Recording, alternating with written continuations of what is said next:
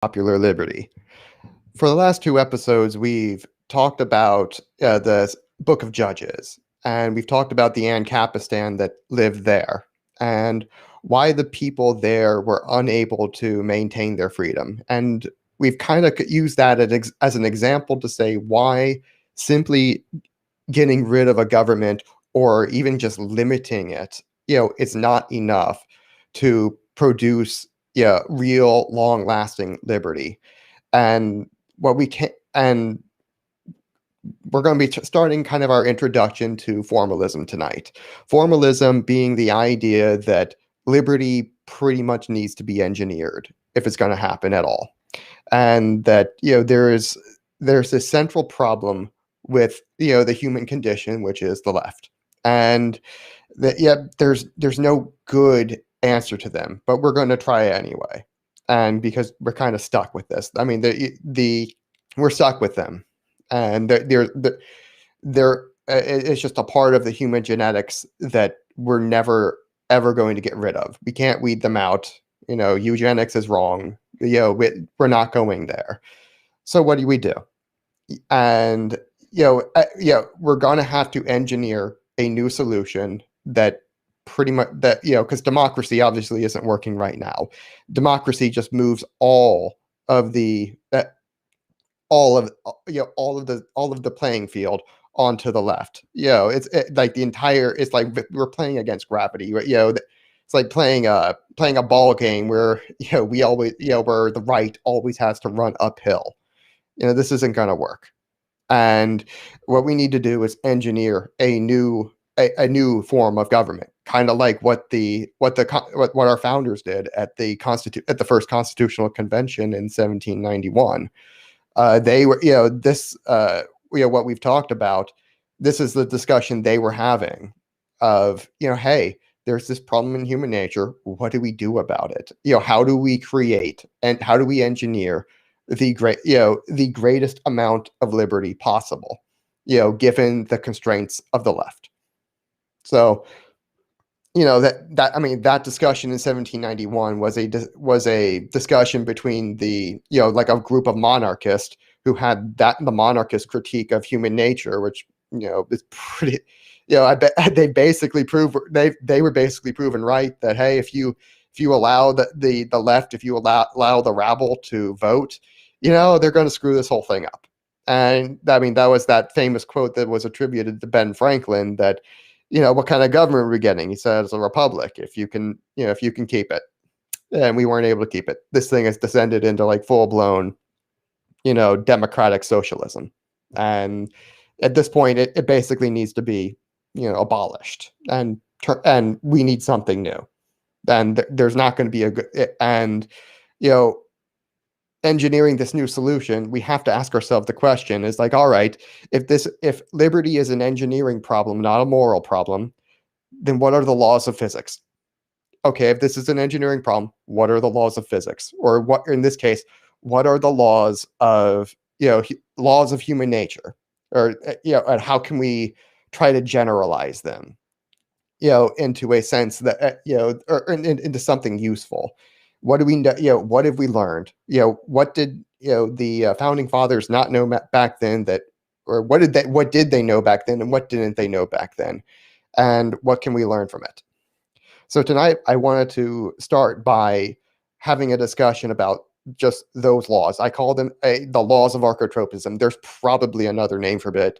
I didn't invent these, and that I kind of just observed them, but I'm probably not the first person to observe them. So if there's another name for them, I'd appreciate that idea being left in the comments of, who else has figured this out before me, so I can go read them and, just skip to the answers, because I don't have all the answers. I don't even have all the questions. And I'd really like, and I'm sure I'm not the first person to think about this, but, and if anyone knows where I can find that, that'd be great. But for now, I'm just going to go straight into it tonight. That, the laws of archotropism, this is what we're going to use. These are effectively what we're going to be using to, create a new a new, liberty. This is a new liberty. So what is archotropism?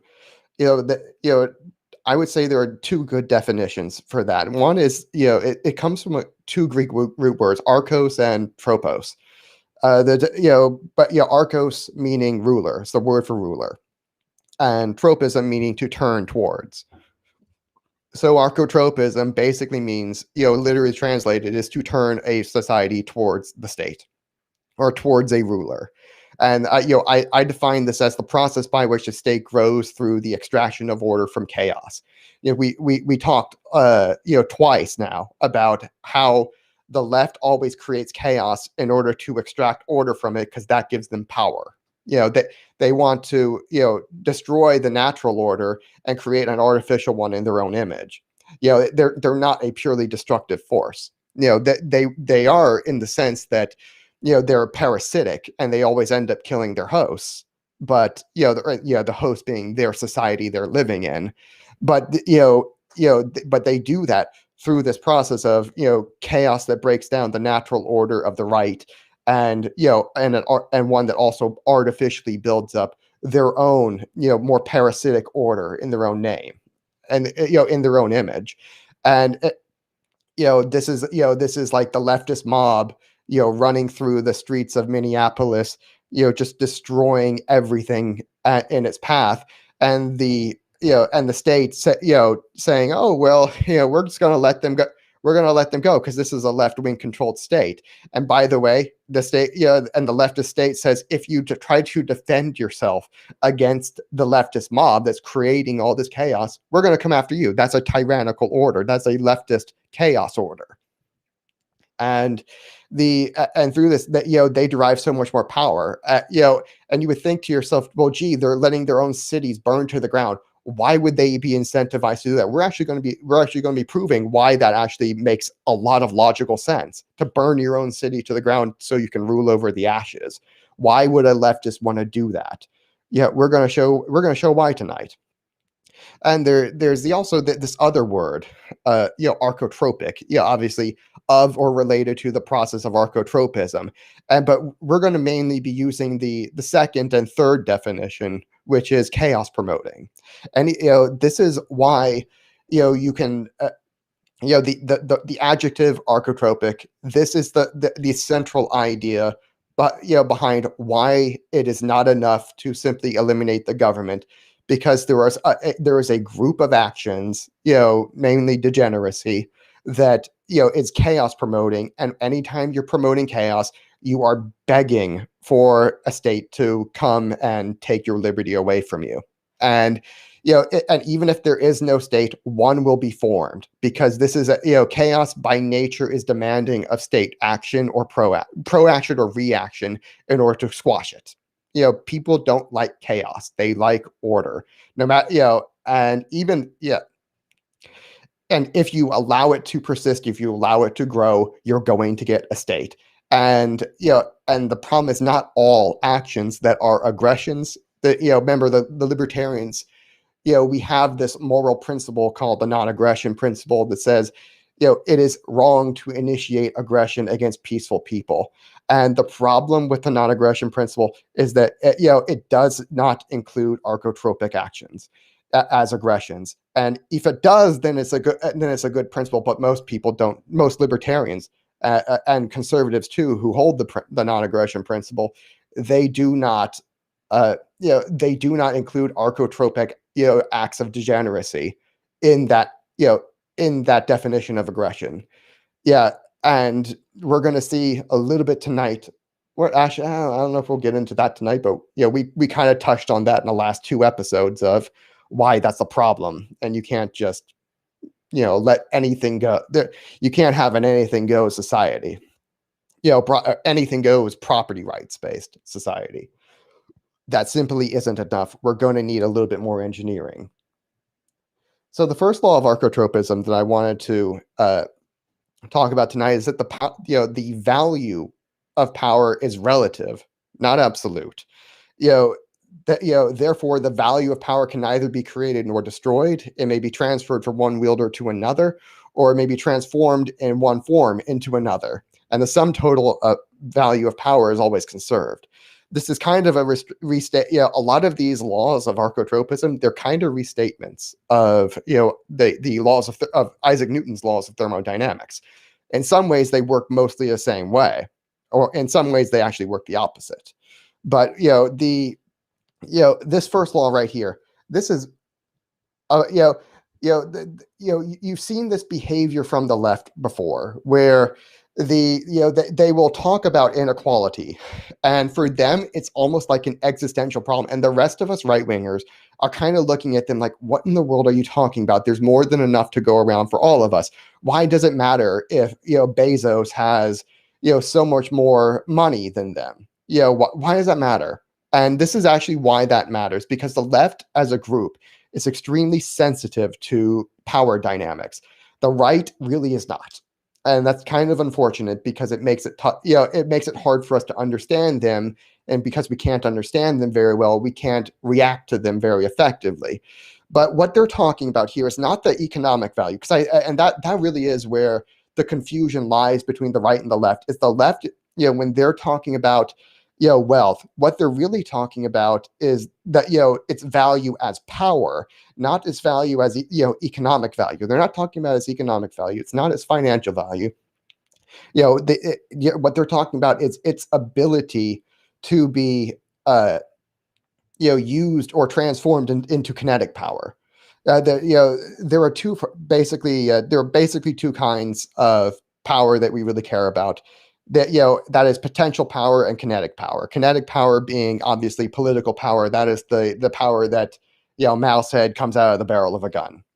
And potential power is the stuff everybody else likes. It's wealth, it's power, it's knowledge. It's all the good things that kind of make our society good are potential power. And kinetic power is basically violence and aggression. And what the left is pointing out, this is actually a decent critique of theirs, is that, hey, when you have a massive concentration of, let's say wealth, and if you really want to think about it, knowledge and influence are both also forms of wealth. I would add manpower onto that list too. Because manpower can be converted into kinetic power in the form of like soldiers who go use guns to shoot people. That's kinetic power. But or manpower can be just simply a form of wealth, because it's a worker who produces more than he consumes, and that enriches society. And and what the left is really pointing out is that if someone like Jeff Bezos has a ton of money all to himself, he can he has a disproportionate or ability to convert that power, or convert that wealth, if he so chose, into kinetic power, which he's not going to use it in favor of them. And that that's their point, is that the left fears wealth inequality because it's usually not theirs. They don't want other power that can be used against them. They believe in a flattening of the hierarchy, and of the power hierarchy, so that so that they can win. That if they try to basically Bezos right now, he's like one of the main figures standing in between them and like their socialist utopia, because who's the first person who's going to push that to push back and use his money to lobby the government to make sure absolutely certain that that socialist utopia never happens? And that's going to be Jeff Bezos. And that's the thing they're fearing, is that that it's not the value of his wealth to the left. It's not economic primarily, it's power. And power to them is always basically zero sum. This is where they get that idea that that wealth is basically zero sum. All of their economic fallacies are actually based partly in truth. That the left always has this, it's a fixed pie. We call it a fixed pie fallacy because it is not a fixed pie in economics. But in power, in terms of the relative power, in terms, which can be converted into kinetic ability against the left, that is actually, that actually is a fixed pie. And, there is, it really works that, the same way that whatever one owns, another necessarily cannot. It's it really is zero sum, and you can actually prove it economically. Remember, we said that we were going to prove why is it that the left, is willing to burn their own cities to the ground just to rule over the ashes. This is actually why. It's because because power kind of, whereas wealth is kind of like, hey, if someone else is doing better, good for them. That doesn't hurt me. In power, that is actually not true, because what you can show here is that, hey, if Jeff Bezos had, if power is always conserved, if I should say the value of power is always conserved, because you can create new power, and we'll get to that eventually. But if the value of power is always conserved, then what one has another cannot. And so if let's say I want to what power I have is valuable only because you don't have it, and that's the real value of it. So let's take the idea of like gun control. Why is this such a big deal to the left? See, and the left doesn't really care about private gun ownership. What it is right-wing, non-leftist gun ownership. See, they're fine with like the Hollywood actors and and rich politicians and whatever. They're absolutely fine with those guys because they're on the left. They're fine with them having guns. What they don't want is their enemies to have guns. And and this also goes for wealth. This goes for knowledge. This goes for influence. All forms of wealth, all forms of potential power are power, and they want their enemies to have none of it, and they want the left collectively to control all of it. It doesn't matter so much who on the left has it, so long as that it is someone on the left who has it. And gun possession is one excellent example, because you can think about it this way. In a society where everyone has guns, let's say you have 100 people in your society and they all have guns. You can show that the value of every gun economically goes up. The wealth of your society goes up with every additional gun you have. So if you going from 1 to 100 guns, in terms of wealth, is a 100-fold increase in the amount of wealth that you have. However, it works exactly the opposite way in terms of relative power, because remember, power is relative. My power, what power I have is more valuable if you don't have it. Yeah, and so let's say I have my gun. I'm one of those 100 people. And all of a sudden, like magic, I press a button and 99 of the other guns all disappear. How much more valuable is my one gun? 100 times more valuable. The value, that's the thing. The economic value actually went down, but in terms of just the power of my one gun, it actually went way up, because I'm the only one who has it. Wealth and power, they actually move in opposite directions. In terms of who has it and who doesn't.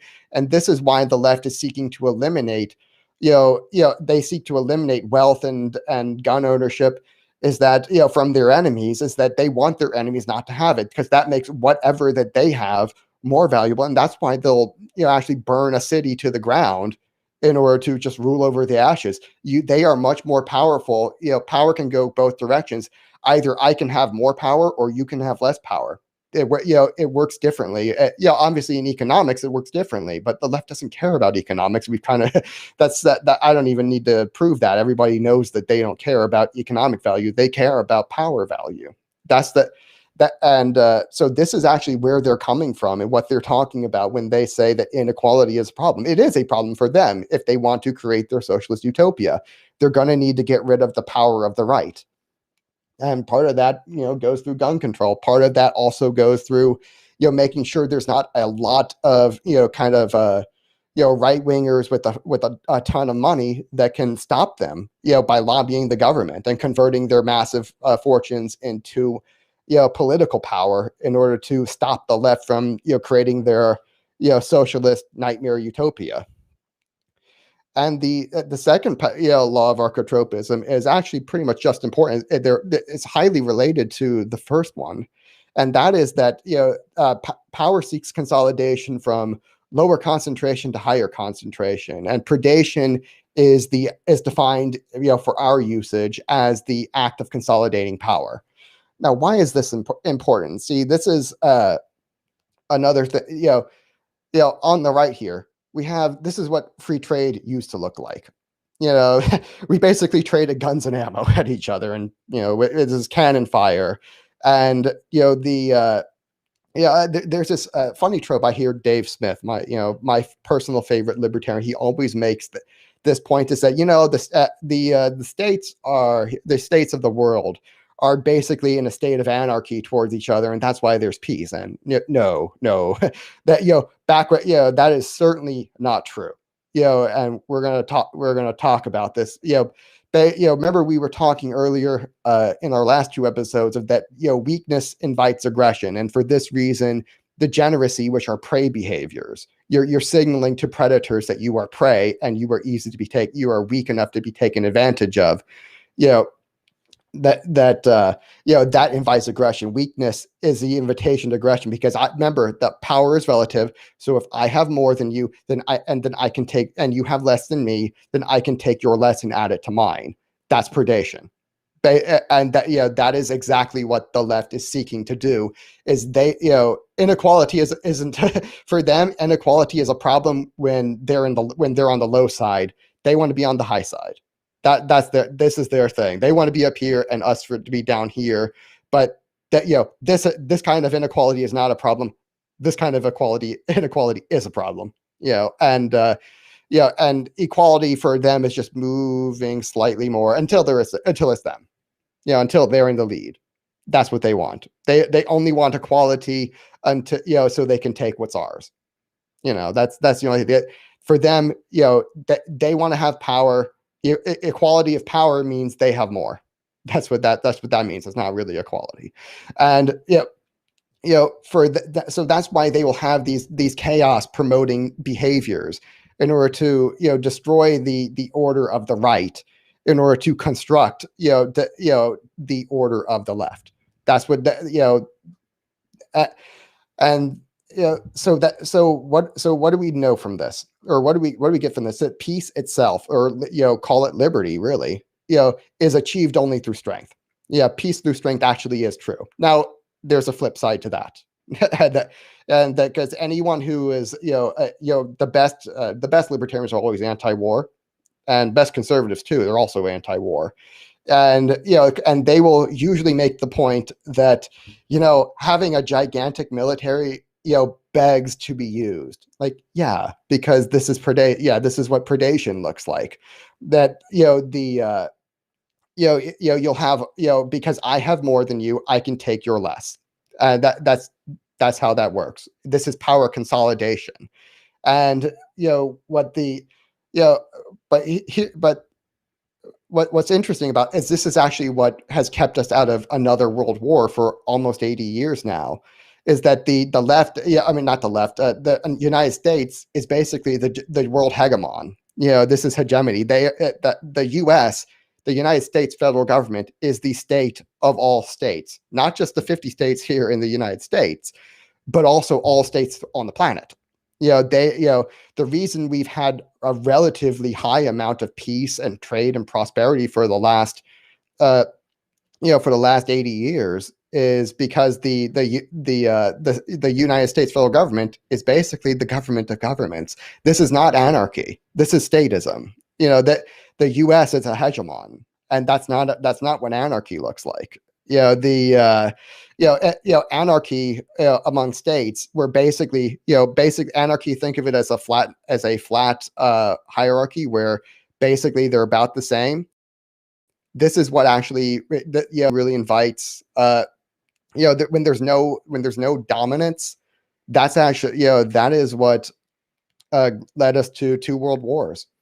That was you had various empires who were fighting for territory, fighting for trade routes, and fighting for wealth, because they were basically equal and they could fight each other. and and one of them could probably win. Whereas the after the Bretton Woods order came into effect, the United States basically put a gun to everybody's head and said, "Hey, you're all on the same side now, right?" And at that point, they're like, "Yeah, I guess we really are all on the same side, and we really shouldn't shoot at each other because otherwise, the United States is going to invade us and kill us, and we don't want that. So yeah, how about we give peace a chance?" And to the extent that we've had war, that's basically been the you had other states that the United States didn't want to, that didn't really want to be vassals.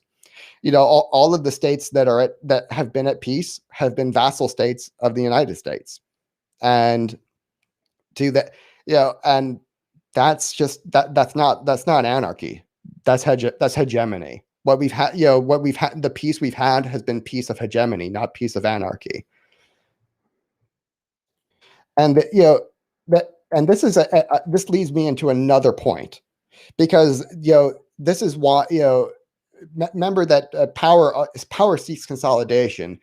This is what productivity itself. Remember, we can create more power, but power is only relative in terms of its value to the whole. That's because the value of power is always conserved. Even though you can create new power, its value is always conserved.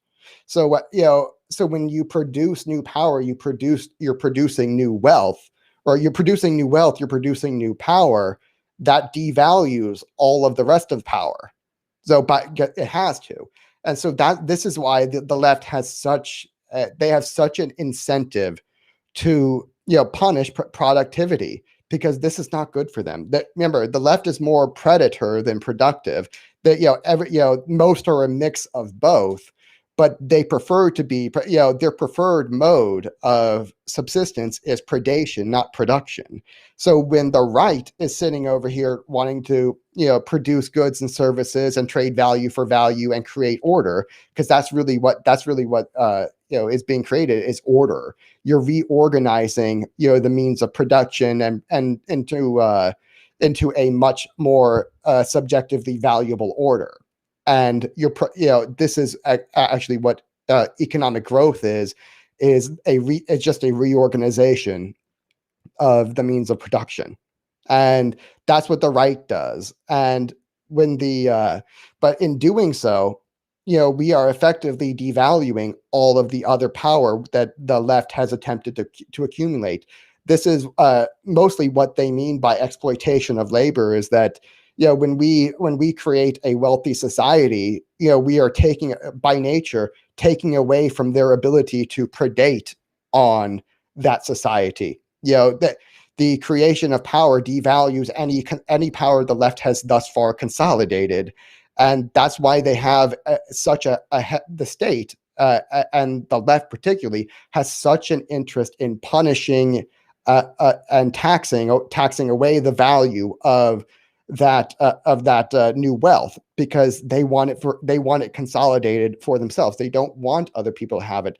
For them, productivity is a bad thing because it mimics predation, in the sense that it takes away value from the left and reallocates it to the right. Rightly so, by the way. I mean, production is a good thing to the right. It is a bad thing to the left, because this takes power from them.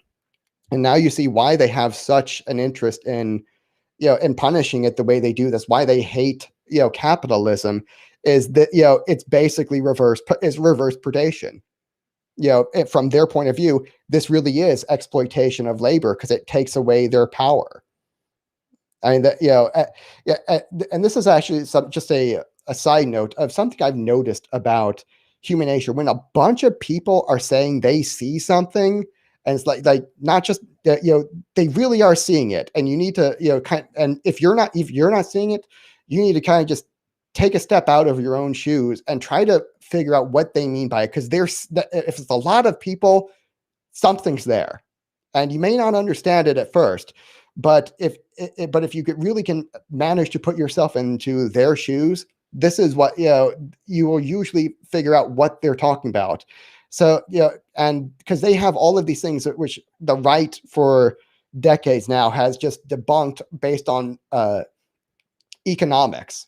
And and it should be obvious to us by now that the left does not think in terms of economics. They think in terms of power dynamics. And if you look at what they say just from the point of power dynamics, it actually starts to make a lot of sense why they think the things they do.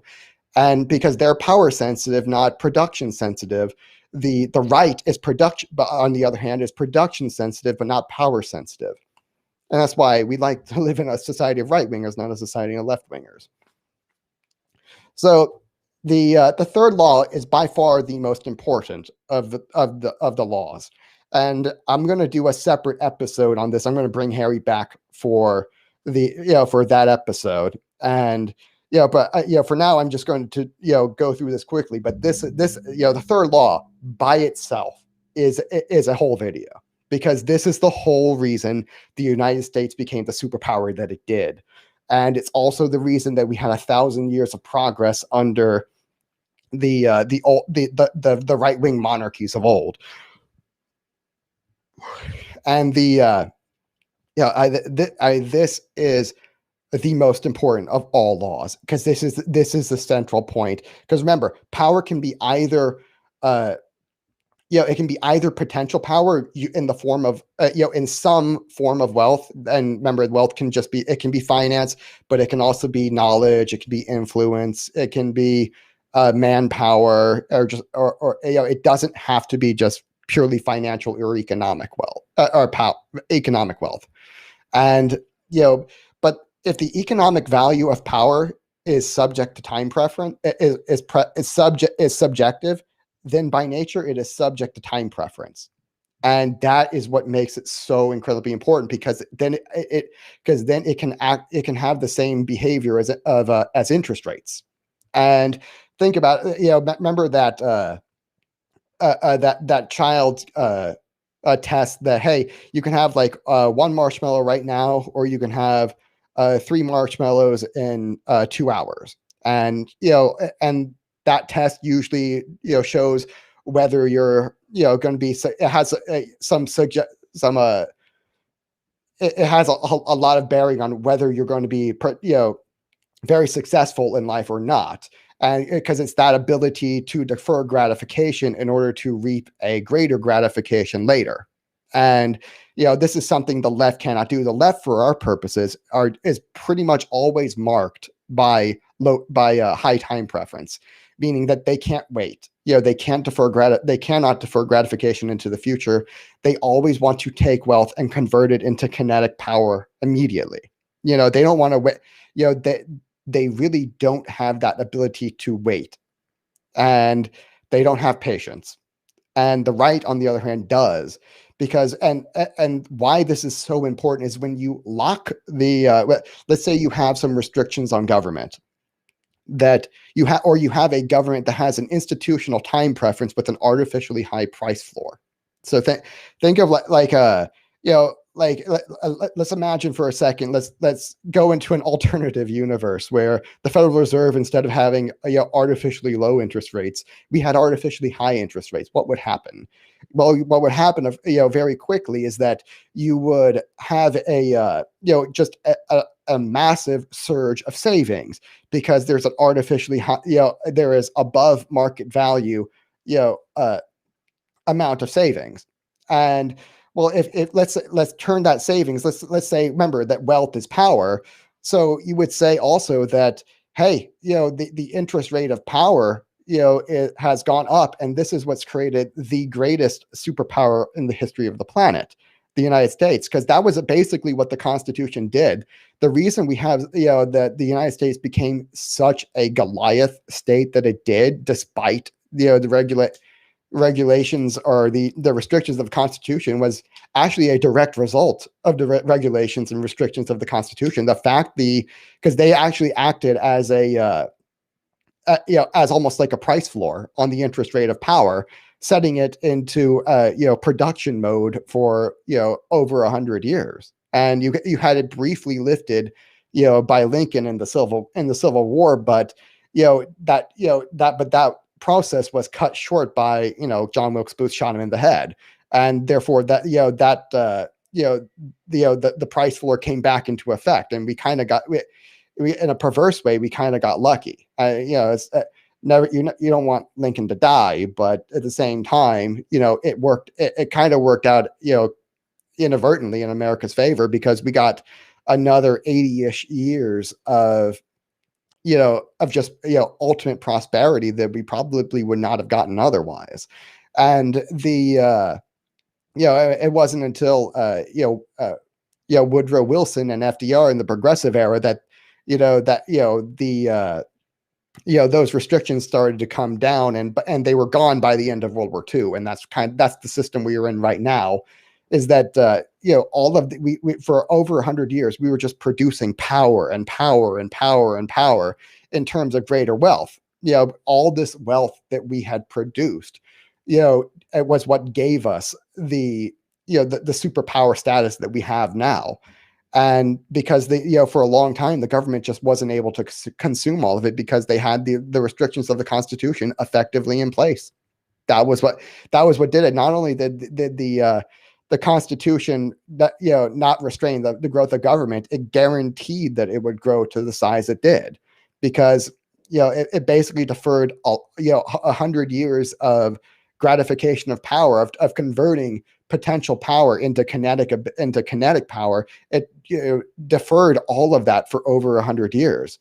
That's actually going to be one of the problems that we have to figure out with when formalism is, because this is something that the founding fathers never would have conceived of, because that, hey, it's so converse and counterintuitive that by really effectively limiting the power of government, you guarantee that it's going to become a Leviathan, gargantuan Goliath of a government. And this is something we're going to have to figure out, because there's not really a good way around this. And another point is, hey, time preference can be both individual and institutional. Now you can, and this is important because different styles of governments have different institutional incentives in terms of time preference. Like democracy is, democracy and republics are consume whatever power you have as quickly as you possibly can. Whereas something more like a monarchy or anarchy or corporate, can be, these styles of government, actually incentivize you to, to defer gratification. Actually, they're a lot more like, and that's why democracy really is a bad choice if you want to have a long-term production of wealth and power and influence in society. If you want to have a rich society, you need to keep it as undemocratic as possible, because the more democratic it is, the more, that institutional time preference is going to be, tilted down. The more imagine that, the time preference of democracy is just going to be, hey, consume far more than you produce, and whatever you've produced in the past, consume that too. So it's not, time preference is not just, an individual preference. It's not even, based on what you have right now. It is, it is also institutional. The fourth law is, this is probably one of the main reasons why, some areas have lots of government and others have barely any at all. We're speaking of, this is one that it's basically exactly the same as like thermodynamics. This definition here is exactly the same. I mean, this is the definition of power from thermodynamics, and it's exactly the same in archotropism. And just a minor point, the reason why instead of calling it archodynamics, I called it archotropism. The reason for that is because it basically only goes one direction. In thermodynamics, power can go any which way, and, it can go from more to less, or less to more, just as easily. The difference, with like archotropism, it basically only goes one way. It only gets worse. It doesn't really get better. That's why any society is always turning towards more statism rather than less.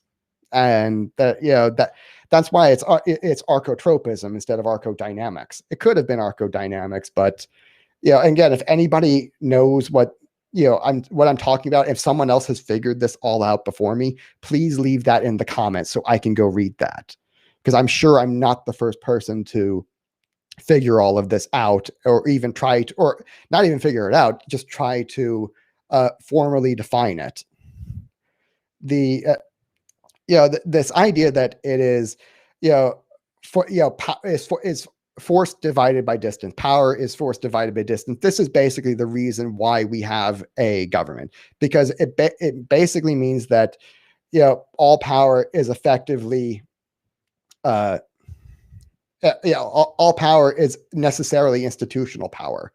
Or I should say, political power is basically all institutional power, because you really, an institution is a tool. Remember that quote I had at the beginning, that man is a tool user. With tools, we are everything, and without tools, we are nothing. That's a Carlyle quote.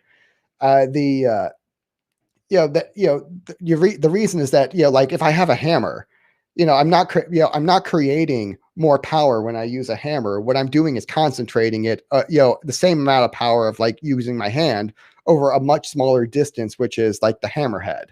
And when you have an institution like a state, all you're doing is concentrating that power in a smaller area. And that's what a state is. It is a concentrate. It's not just a monopoly on violence. It is a concentration of kinetic power in a certain geographical location. And for this reason, that it's force over power is force over distance. Humans are basically incentivized in order to instead of dispersing that power, if you really want to have power, you have to have it collected in one location. And this is why we form cities. This is also why we form states, because a city is a collection of wealth, or collection of power, of potential power in terms of wealth. This is also why they have cities have much more coercive and powerful states in them, is that there's a lot of wealth in one location that can be converted into political power. It's simply a function of you have a lot of wealth and humans in one location. That's where it's going to be. It's you can't have that same concentration of power out in the middle of a rural area, because there's not that much people, there's not that much wealth. That's the reason why. It's a function of geography. And the ability of a state to exert kinetic force, obviously, it has to increase with proximity to its power center. So if you have like like Washington D.C., there's a lot of where is the most concentration of wealth and power? I think it's like 12 out of the top 20 counties in the United States, wealthiest, most influential counties in the United States. They're circled around DC. This is why. This is exactly what you would expect to happen. The seat of the federal government is basically where all the power is going to be. And the same thing happens kind of in a city, which is a more local concentration of power. The city center is basically is usually one of the safest parts of the city, because that's where all the power, the cops are going to be. The state is going to be, wherever the state is, wherever the center of business is, that's where all the cops are going to be naturally. So that's going to be a fairly safe area of the city. Like Times Square in New York City, pretty safe. Tons of cops there. It's not, when you get, further out in the city, there's, you get to like some other areas. I won't mention them, but some of them are very not nice neighborhoods, and they tend not to have that many cops. That's why they're not nice. That's it. This is the state's ability to exert force, and coerce a piece on society is it gets much smaller and smaller the further you get from the city center, and eventually you get into like a rural area where the state doesn't have any real power to exert force at all.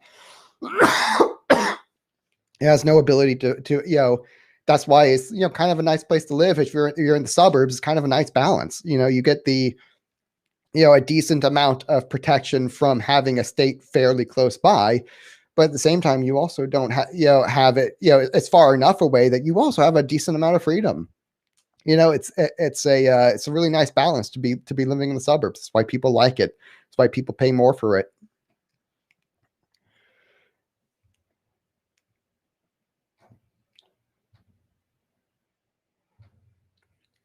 The fifth and final law of archotropism is, this is all this, if the third is the most important, this one's probably the second most important.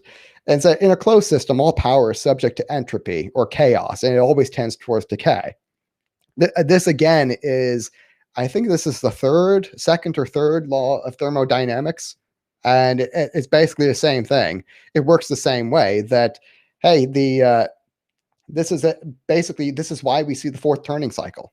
That the fourth turning cycle of society, where you go from generation to generation, where as they you have this like a hard times create that strong men create good times create weak men, and weak men create hard times that create the strong man, and the cycle repeats. This is the four turning cycle, and this is basically because of entropy. This is because of the fifth law, that a society, any system of power, be it wealth, banking,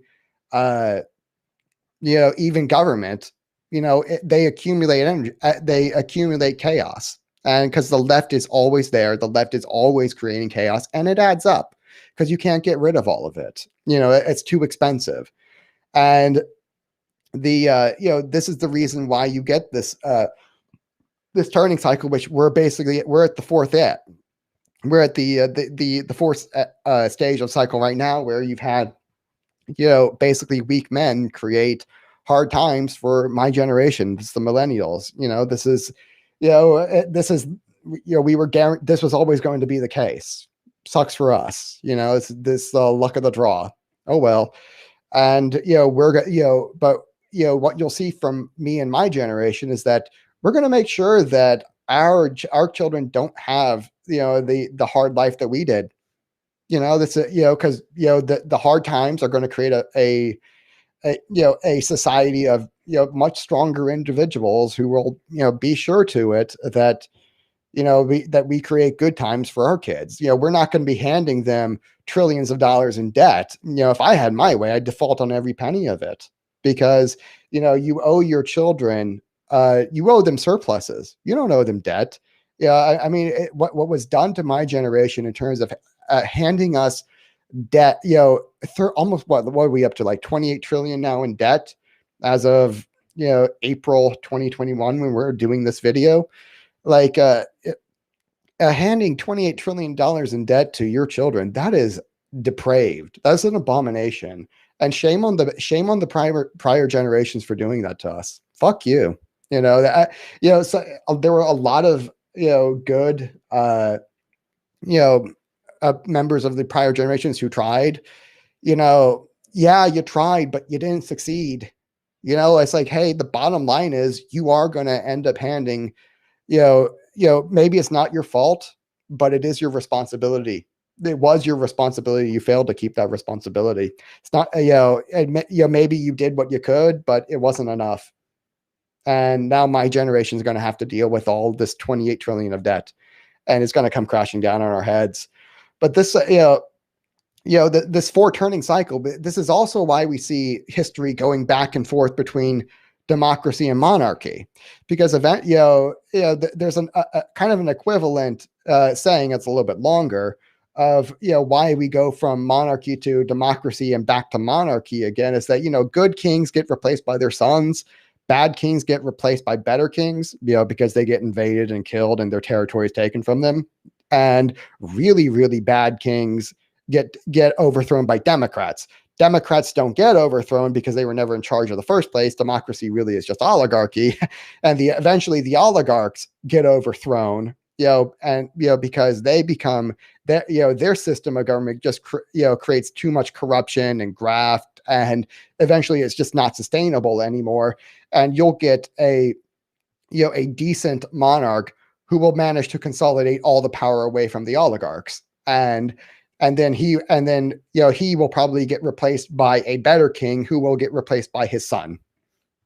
And you will you're going back and forth between monarchy and oligarchy, which is no one wants to admit that it's democracy, but no one really wants to admit that we are an oligarchy, not a democracy. We do not live in a democracy. We do not live in a republic. We live in an oligarchy. And the Democrats are never in charge. Or I should say, and that's lower D Democrats, not uppercase D Democrats. It's always democracy is oligarchy. It degenerates immediately into oligarchy because the people don't really have any power to exert. Only the oligarchs do. But eventually those oligarchs do get overthrown and we go back to monarchy or dictatorship, as it usually is called. And we see, this is a more, this is just a diagram from thermodynamics of, hey, you have, this is basically what we just saw, where you have organization, chaos, entropy, order, organization, this is a cycle. It goes back and forth. This is what we saw here, where all you're saying is, hey, these bottom two, or I should say really these top two are a lot more are like chaos. This is, chaos is what breeds order, and that order breeds, chaos, and it goes back and forth. This oscillation between order and chaos is what we're seeing in the four turning cycle. It's also what we're seeing in the democracy monarchy cycle. This is, and from here, this is where we get into the great game. Because now we've talked about the laws of nature that we're going to be using to construct our game. Because the Constitution really is just a game. It's the rules of the game are that the rules change. That's one of the rules. That's one of the rules we're going to have to deal with, is that you can create a game and it will work that way for a little while, and then the rules will change, and you can't control that, and you need to figure out some way of controlling the changing of the rules. This game evolves, the strategies evolve, the players evolve, nothing stays the same, and you're going to have to figure that out. You have this four turning cycle in the middle of it, that this is going to be happening, where whatever institution you create, it needs some ability to facilitate this transition, so that what you really want is to have a lot more good times than you do bad times. Like, you want to have as few of the bad times and get through them as quickly as possible, so you can get back to the good times. You want to maximize this and minimize this. And, and you need rules for that. What we saw in the book of Judges, in that Ancapistan, was that the four turning cycle actually got accelerated into about just a 2 or 3 turning cycle. It rarely, went 4 full turnings. Usually it degenerated into, into state tyranny in just 2 or 3 turns. And again, that's given because now you're not just giving freedom to the right, you're giving freedom to the left, and freedom is a form of wealth. Freedom is a form of power, and really, power and liberty are 2 sides of the same coin. And if you're giving any sort of power and liberty to the left, if you're you don't even need to enfranchise them. Democracy, is basically the equal enfranchising of the left to the right.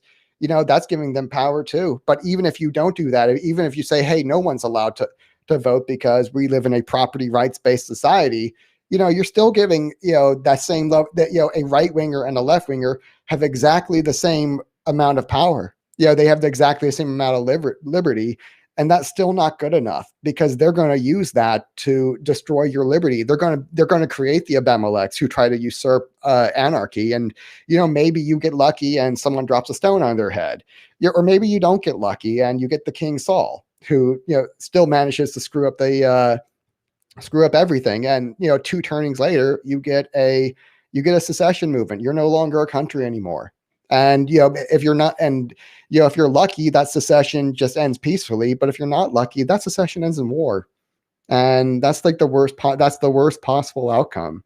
That because the war is basically the antithesis of liberty, and you're going to need some sort of system that can account for that. That can facilitate that 4-turning transition and make sure that the game can continue to go on, and it isn't abolished and replaced by equality, or you don't it needs some ability to deal with that. This is part of the game. The basic idea of formalism is just that the main problem of human affairs is violence, and the goal is to design a way for humans to interact or on a planet of remarkably limited size without violence, especially organized violence. And the state is the monopoly on organized violence. What do we do? We're going to need to. Liberty is a problem, and it's an engineering problem, not a moral problem. We're going to have to engineer. We're going to have to science our way out of this. Like that, like on The Martian. You're in a problem. You're on a deserted planet. You're going to have to science the shit out of this. And that's all for tonight. We're going to be starting the great game of meta rules and meta strategies. And our probably 2 episodes from now, we're probably going to come back and circle back to the 3rd law and of Archotropism, about time preference. Probably going to circle back to that in the next episode and talk with Harry. And that's all for tonight. Peace.